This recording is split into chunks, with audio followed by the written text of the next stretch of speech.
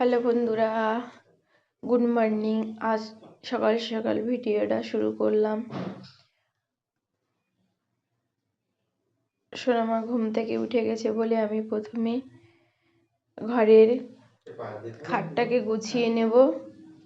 খাটটা কিরকম জিনিসপত্র ছড়িয়ে ছিটিয়ে আছে, আমি একে একে জিনিসপত্রগুলো গুছিয়ে নিচ্ছি টুকটাক করে। মেয়েও রাত্রেবেলা পড়াশোনা করেছিল এখানে, মেয়ের বই খাতা থেকে গেছে, সেগুলোকে গুছিয়ে নিচ্ছি। তারপরে আমি চলে যাব, খাটটা ঝেড়ে নেব। বিছানার চাদরটা ঝেড়ে আমি বেডরুমটাকে ক্লিন করে নেব। এই রুমটাকে আগে ঝাঁটিয়ে নেব। ঘরটা কোনো কিছুই কমপ্লিট হয়নি বলে বালি পড়ে, তার জন্য টুকটাক করে সব দিক দিয়ে ঝাঁটিয়ে নিলাম। ঝুরঝুরে বালি দু একটা করে পড়ছে। আমি বালিটাকে পরিষ্কার করে নিলাম, ঘরটাকে ঝাড় দিয়ে। তারপরে চলে যাব রান্নাঘরে। রান্নাঘরটা ঝাঁটানো কমপ্লিট হলে ডাইনিং পরপর রুমগুলো আমি সব ঝাঁটিয়ে নেব। দেখো কত আমার জিনিসপত্র পড়ে আছে, সেগুলোকে কাচা ধোয়া করতে হবে গামলাতে। কাচা ধোয়া কমপ্লিট হয়ে গেলে আমি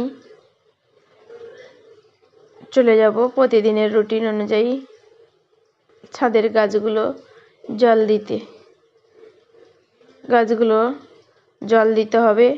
এদিকে দেখো আমি কালকে বিকেলে এই গাছগুলোর থেকে সব পাতা কেটে দিয়েছি, তার জন্য ছাদটা কি নোংরা হয়ে আছে। আমি ছাদগুলো পরিষ্কার করে নেব, ছাদটাকে ঝাঁটিয়ে পরিষ্কার করে নেব।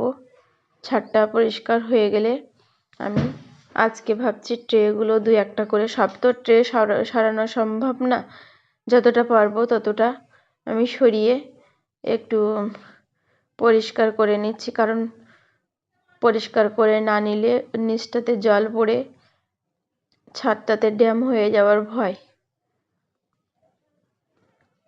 গাছগুলোকে একে একে সরিয়ে সব পরিষ্কার করে নিলাম, সবটা সরানো সম্ভব হলো না।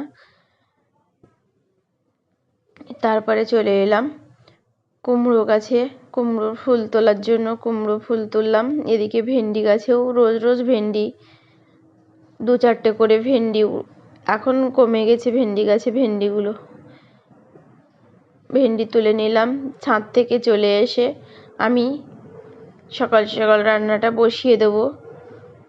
এর জন্য আজকে ফুলকপি আলু পাবদা মাছের ঝোল বানাবো। তার জন্য পাবদা মাছটাকে আগে ধুয়ে নিলাম। পাবদা মাছ ধোয়া কমপ্লিট হয়ে গেলে মাছগুলোকে ভেজে নিলাম। এর পাশে ফুলকপিটাকেও একটু হালকা গরম জলে ভাপিয়ে নিলাম, কারণ ফুলকপিতে এখন যা বিষ থাকে।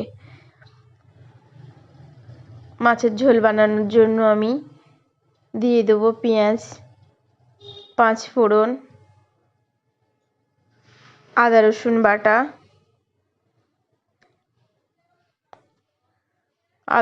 বাটা, দিয়ে পেঁয়াজটাকে ভালো লাল লাল করে ভাজবো। তারপরে ফুলকপিটাকে আমি দিয়ে দেব।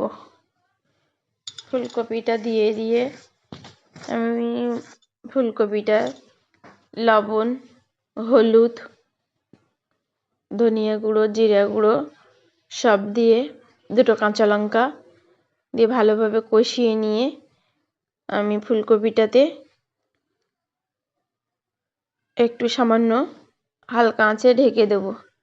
ফুলকপিটা আমার ভাজা কমপ্লিট হয়ে গেলে আমি তাতে জল এড করে দেব।